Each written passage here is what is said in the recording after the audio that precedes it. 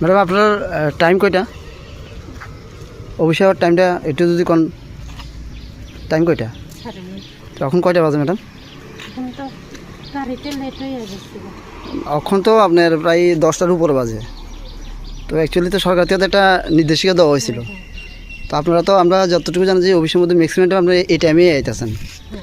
তো কী করবেন? একটু লেট হয়ে গেছে গাড়িতে। আমরা কোন মানে কোন ডিপার্টমেন্টে আছেন? ফিশারিতে।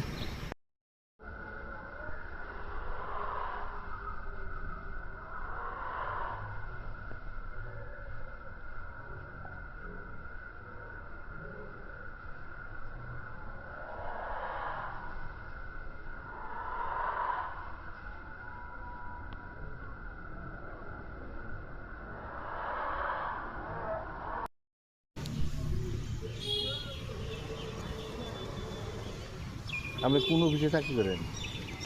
আচ্ছা আপনার অফিস টাইম কয়টা ম্যাডাম? আপনার অফিস টাইমটা কয়টা? হ্যাঁ, এখনও তো প্রায় 10টার উপর বাজে। আপনি এতক্ষণে অফিসে আইতেছেন যে ম্যাডাম?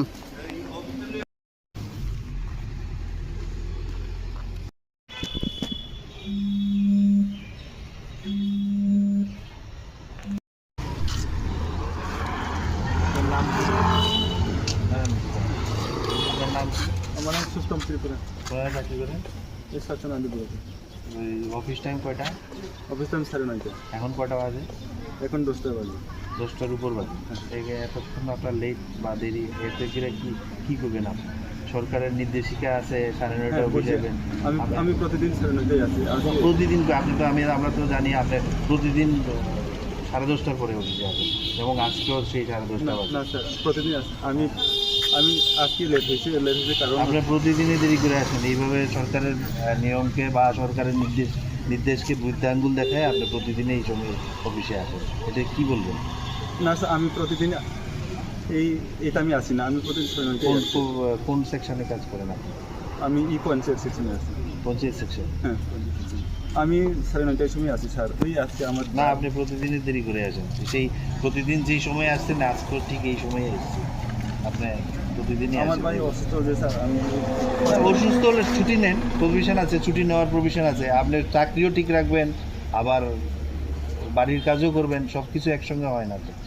সরকার একটা নিয়ম করছে, আপনাদেরকে নিয়ম করছে, আপনাদেরকে পে কমিশন দিচ্ছে, বেতন বাড়াই দিচ্ছে, এরপরে আপনার 9:30টায় টাইম দিচ্ছে। আপনি এখন 10:30টায় অফিসে আসবেন, মন মতন মসজিদে আসবেন, মন মতন যাবেন। এই বিষয়গুলি এভাবে হয় না। ঠিক আছে।